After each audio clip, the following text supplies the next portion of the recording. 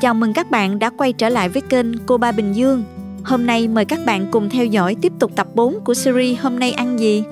Trong mâm cơm lần này, chúng ta sẽ thực hiện một món mặn rất kích thích vị giác, bảo đảm cả nhà ai cũng mê, cân bằng lại với món xào tươi mới, nhiều chất xơ. Món canh được thay thế bằng một món khẩu vị miền Bắc độc đáo và lạ miệng. Cuối cùng là món tráng miệng quen thuộc, chắc chắn mấy đứa nhỏ nhà bạn sẽ thích mê. Nào chúng ta cùng vào bếp chuẩn bị mâm cơm cho gia đình thương yêu thôi. Món đầu tiên là món cánh gà chiên nước mắm quen thuộc. Món này nghe tên thôi đã thấy đói bụng rồi phải không các bạn? Tuy nhiên để làm món này không bị khô phải có bí quyết đó nha. Mình sẽ chia sẻ bí quyết nhỏ của mình để cánh gà giòn, thấm vị bên ngoài, nhưng vẫn giữ được độ ẩm, mềm thơm bên trong. Mời các bạn tham khảo qua vài nguyên liệu đơn giản cần chuẩn bị trước khi thực hiện nha.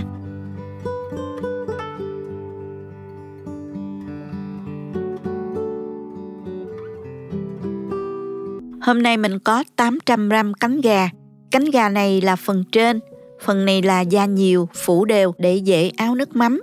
Khi ăn gỡ thịt cũng rất là dễ. Phần thịt không quá nhiều, vừa phải để ăn không bị ngán. Bây giờ mình sẽ làm sạch cánh gà. Cho vào đây một ít gừng đập dập và nửa chai bia. Mình nhào trộn cho đều và bóp sơ trong khoảng 1 phút. Để ngâm ở đây một chút ha. Sau đó đem đi rửa sạch. Làm thế này sẽ đánh bay mùi hôi cũng như là các chất bẩn bám trên cánh gà. Phần cánh gà nào còn lông thì mình nhổ hết đi nha các bạn. Đây là phần cánh gà mình đã rửa sạch. Mình ướp vào đây 1 muỗng cà phê tiêu, nửa muỗng cà phê bột nêm, 1 muỗng cà phê nước mắm. Massage cho gà thấm gia vị nha. Tiếp tục cho vào đây khoảng 3 đến 4 muỗng canh bột chiên giòn để mình áo bột ha. Rắc đều cho phần cánh gà thấm bột và mình lăn cánh gà qua một lớp mỏng bột chiên giòn như thế này. Các bạn có thể thay thế bằng bột năng hoặc bột bắp cũng được để khi chiên có độ giòn và lát nữa để mình áo sốt đó. Bây giờ mình chuẩn bị chảo để chiên cánh gà luôn nè.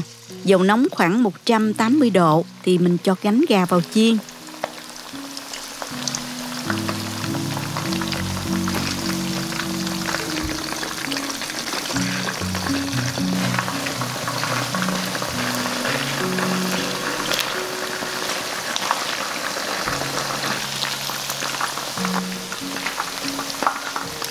Chiên cho đến khi cánh gà có màu vàng như thế này là được rồi.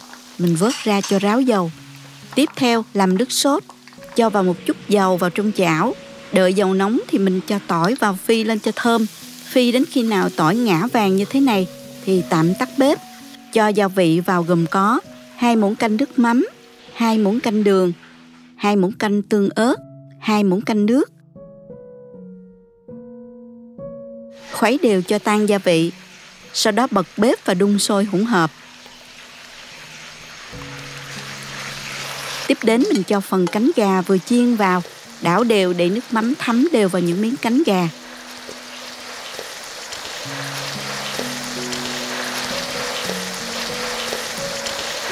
Đảo đều tay cho đến khi cánh gà áo đều lớp nước mắm vàng óng như thế này ha.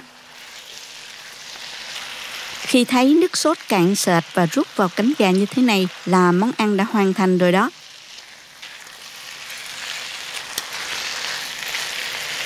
Mình bày ra đĩa, rắc thêm một chút hành lá hoặc rau mùi nếu thích. Món cánh gà chiên nước mắm ngon nhất khi ăn nóng.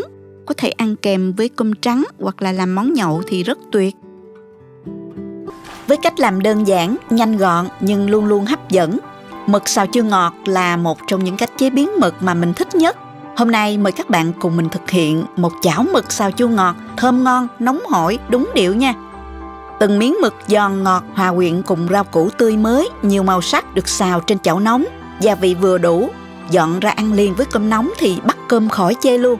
Mời các bạn tham khảo thành phần nguyên liệu để chuẩn bị trước khi làm ha.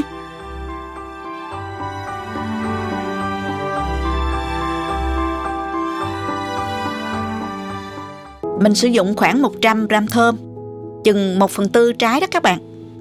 Mình gọt vỏ sạch. Tiếp theo thì mình cắt thơm ra.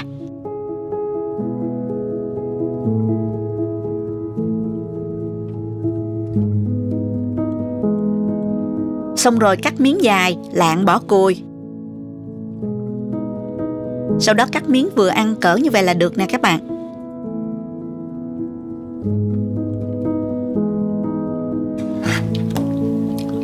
Sau khi sơ chế các nguyên liệu xong thì mình trụng mực để khử mùi ha.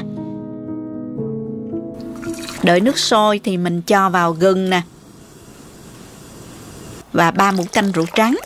Và mình cho mực vào trụng. Mực này đã rửa với muối sạch sẽ rồi các bạn. Mình trộn qua trộn lại rồi mình vớt ra ngay chứ mình không trụng lâu nha các bạn. Bước này giúp khử mùi tanh của mực, nhất là đối với mực giữ đông lâu á. Nếu mực tươi thì các bạn có thể bỏ qua bước này nha.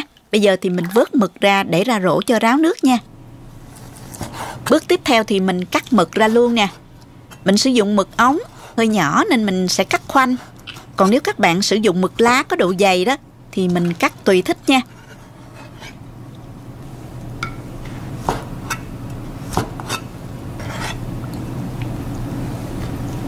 Bây giờ mình bắt đầu xào mực luôn nè. Cho 2 muỗng canh dầu vào chảo. Đợi dầu nóng lên thì mình cho hành tím, tỏi và một ít gừng. Mình xào lên. Khi nghe mùi thơm là được, không cần vàng đâu các bạn.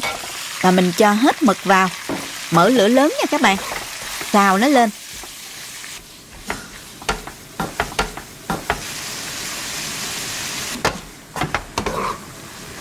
Và mình nêm vào 1 muỗng cà phê bột nêm gà. Các bạn có thể sử dụng bột nêm loại gì cũng được ha. 1 muỗng cà phê đường. Nửa muỗng canh dầu hào.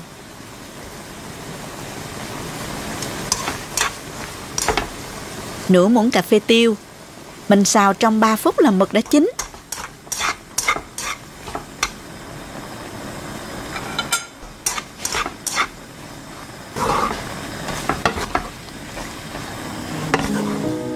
Và mình cho ra đĩa luôn.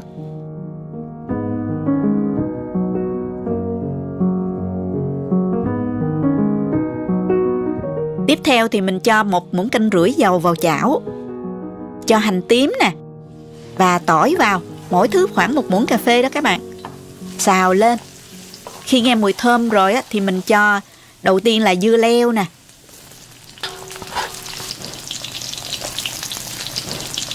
Tiếp tục là ớt chuông.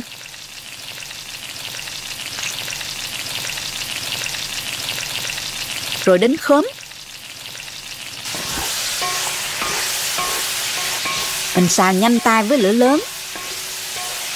Sau cùng là cà chua nha.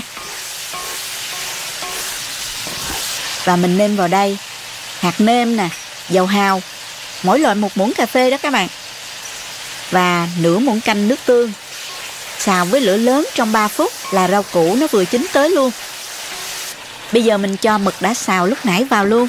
Xóc đều lên với lửa lớn nhất nha. Bây giờ cho tiếp hành tây vào sau và trộn lên cho hành chín. Món này á, lúc làm nhìn mọi thứ tươi mới, nhiều màu sắc, nghe tiếng xèo xèo và mùi thơm nữa, đói bụng lắm luôn các bạn ơi. Người ăn mà được nhìn thấy lúc đang xào này thì càng thêm phần hấp dẫn. Cho hành lá, cần tàu. Đảo sơ và tắt bếp.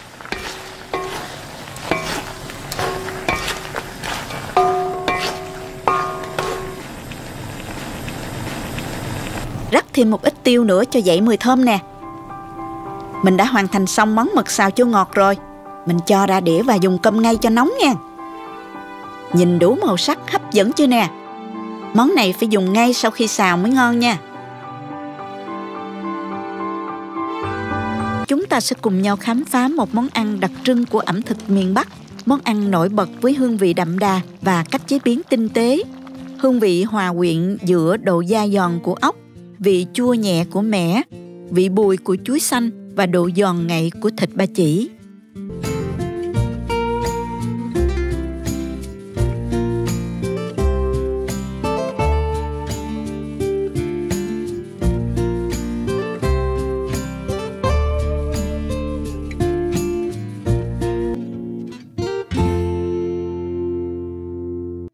Trước tiên mình sẽ đi làm sạch ốc.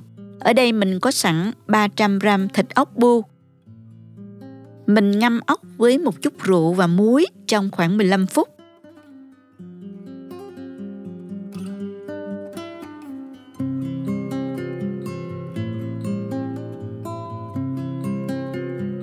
Sau đó mình bóp cho ốc sạch hết nhớt và đem ốc đi rửa lại cho thật sạch và để ráo nước.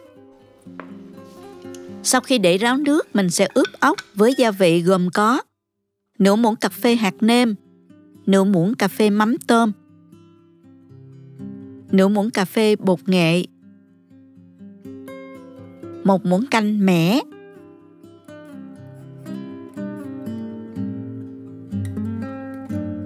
thêm vào 1 muỗng canh tỏi băm và trộn đều để riêng cho ốc thấm gia vị.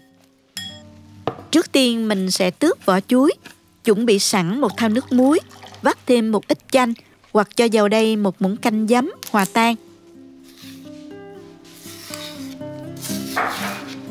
Tước chuối xong thì mình cho ngay vào thau nước để chuối không bị thâm.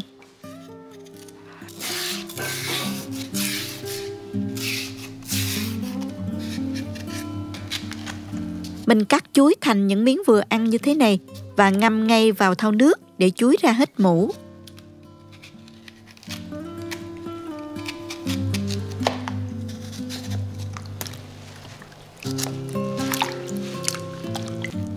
Đậu hũ ở đây mình dùng loại đậu hũ đã chiên sẵn. Các bạn có thể dùng đậu hũ trắng. Mình cắt nhỏ thành từng miếng vừa ăn và đem đi chiên giòn đều các mặt.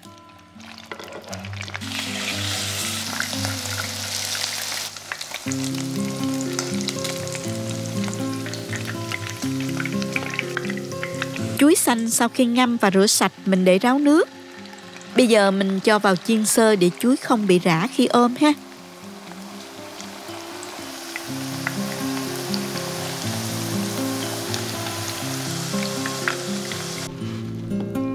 Thịt ba rọi mình cắt nhỏ thành những miếng như thế này.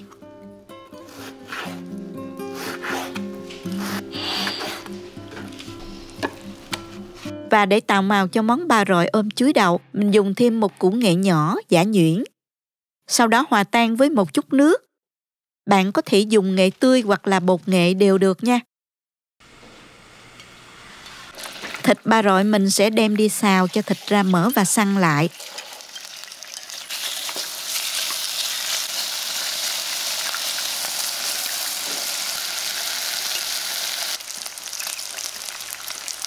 Xào cho đến khi thịt chuyển màu vàng xém cạnh, ra bớt mỡ như thế này là được nè. Mình cho thịt ra một cái chén. Hôm nay mình dùng cái nồi đất này để ôm chuối đậu nè. Để lại trong nồi một chút dầu và cho tiếp hành tỏi vào phi thơm. Khi hành tỏi đã dậy mùi thơm thì tiếp tục cho ốc đã ướp vào xào.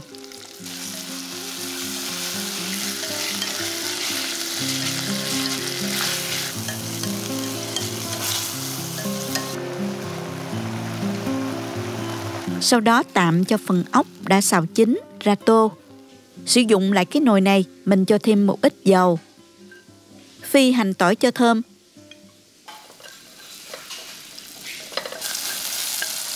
Và cho phần chuối đã chiên sơ vào nè.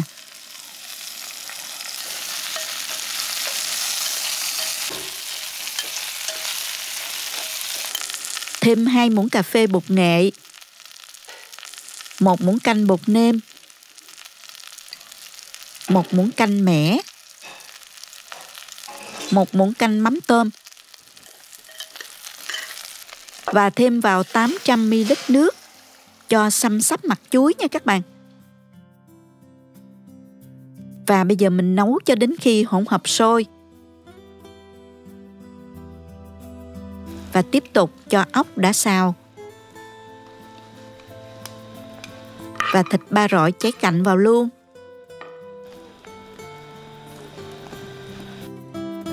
Sau đó đậy nắp ôm trong khoảng 3 phút nữa trên lửa nhỏ vừa. Sau 3 phút thì mình mở nắp và cho đậu hũ vào.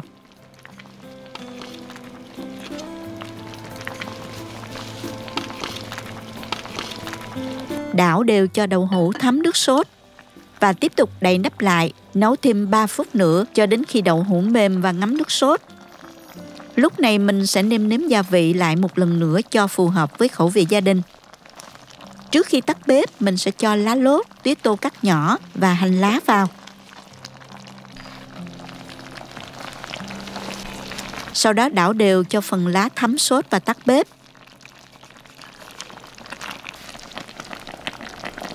Bây giờ thì món đậu hũ ôm chuối đậu của mình đã dậy lên mùi của lá lốt và tía tô rất là thơm luôn.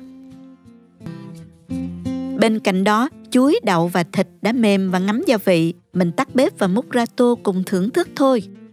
Gần xong rồi các bạn ơi, món cuối cùng là món tráng miệng. Mời các bạn cùng mình thực hiện món kem chuối quen thuộc. Tuy quen vậy thôi chứ phải làm đúng kiểu thì kem chuối mới béo thơm, mềm ngọt mà không bị dăm đá nha. Cuối bữa cơm bạn lấy trong tủ lạnh món này ra đãi cả nhà. Đảm bảo mấy đứa nhỏ và cả người lớn cũng sẽ thích mê luôn. Nhớ lại một phần ký ức tuổi thơ ha.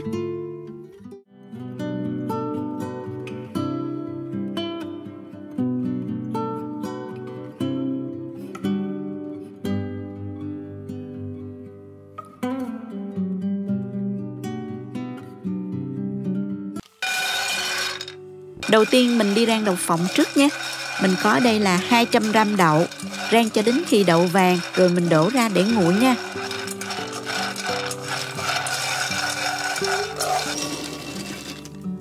Tiếp theo thì mình chuẩn bị phần kem. Cho vào nồi 600ml sữa tươi, 400ml nước cốt dừa. Mình dùng nước cốt dừa lon nha. Nước cốt này cũng rất là ngon, sánh và béo lắm các bạn. Thêm một hộp sữa đặc nữa, khuấy tan.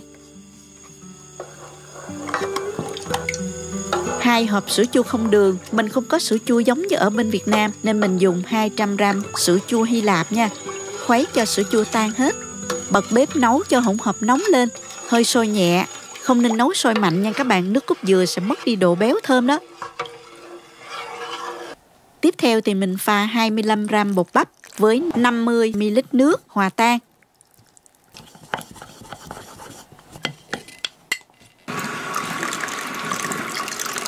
Sau đó thì mình cho từ từ vào nồi, khuấy đều.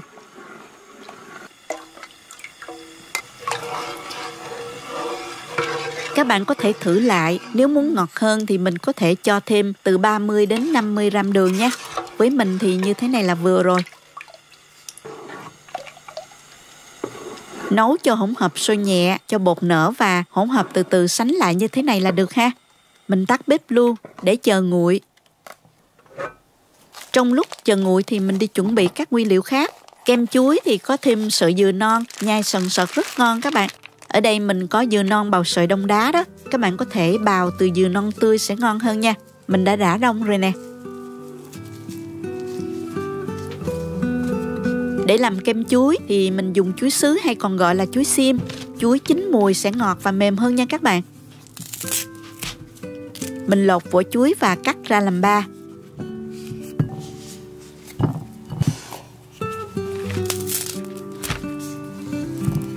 Các bạn có thể ép nếu mà làm trong túi ni lông. Còn mình thì làm kem hộp nên mình cắt mỏng như thế này.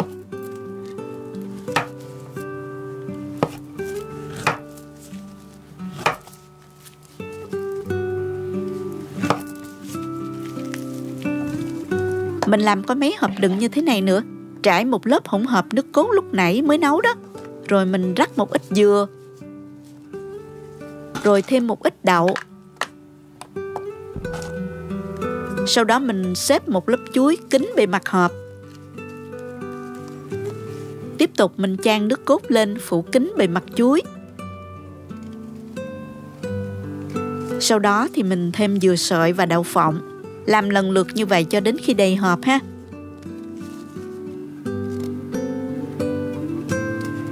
Lớp cuối cùng phần bề mặt thì mình trải dừa sợi và đậu phộng đều lên cho đẹp mắt nha.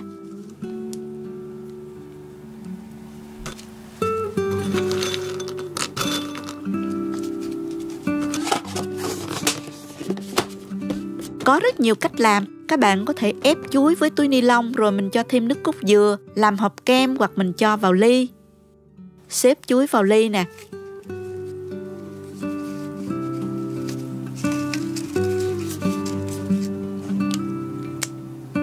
Và mình đổ hỗn hợp nước cốt dừa, sau đó rắc đều dừa sợi và đậu phộng. Cắm thêm một cái que kem như thế này để dễ ăn khi lấy ra ha.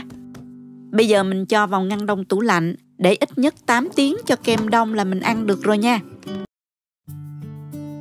Vậy là mâm cơm hôm nay ăn gì của chúng ta đã hoàn thành rồi các bạn ơi. Mời các bạn cùng mình thưởng thức và cảm nhận thành quả từng món ăn nha. Đây là phần hấp dẫn nhất video luôn.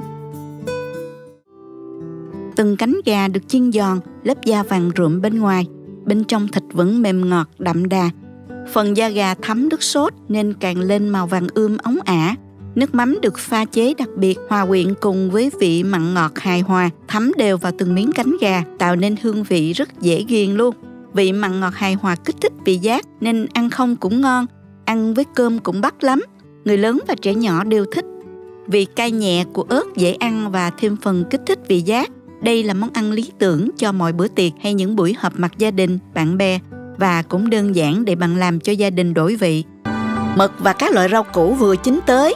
Rau củ không bị chín nhừ, vẫn giữ được độ giòn, độ ngọt. Mực mềm, giòn, thấm vị chua chua ngọt ngọt của thơm, của cà chua, cùng các gia vị vừa vặn, rất kích thích vị giác, không hề bị ngán. Khi ăn chấm thêm một chút nước tương cho đậm đà nè. Món này ăn với cơm thì khỏi chê luôn, hoặc dùng làm món nhắm thì hết sảy. Phần nước sốt đã sánh lại và đặc hơn một chút. Ốc dai giòn sần sật. Thêm vào đó là thịt ba chỉ mềm thơm và béo nữa. Chuối xanh bùi bùi hòa quyện cùng với mùi thơm của lá lốt và tía tô. Mẻ và các loại gia vị tạo nên hương vị rất đặc trưng. Mình phải ăn ngay khi còn nóng mới ngon nha các bạn. Ốc bu ôm chuối đậu mình ăn với cơm hoặc bún, hoặc là các bạn có thể nấu thêm nhiều nước hơn để mình chan với bún, ăn như là một món nước cũng rất là ngon nha. Phần chuối thấm gia vị mềm thơm, đặc biệt là không bị rã. Thịt ba chỉ săn béo ngậy. Phần đậu chiên giòn thấm gia vị vàng hấp dẫn lắm. Kem chuối có phần nước cốt dừa béo thơm, chuối ngọt mềm vừa phải, thỉnh thoảng cắn vào phần dừa sợi và đậu phộng bùi bùi thơm thơm. Phần nước cốt dừa dẻo không hề bị dăm đá nha. Rất ngon và là món ăn vặt khoái khẩu trong mùa hè nóng bức. Cùng làm ngay cho các bạn nhỏ thưởng thức nha. Cảm ơn các bạn đã theo dõi video. Nếu thích cách mình chia sẻ, nhớ gửi cho bạn bè cùng xem. Bấm like và đăng ký kênh để xem nhiều món ăn mới của mình. Nếu thấy video thực sự hữu ích, bạn có thể gửi tặng ekip thực hiện một ly cà phê bằng nút Super Thanks hình trái tim ngay bên dưới video.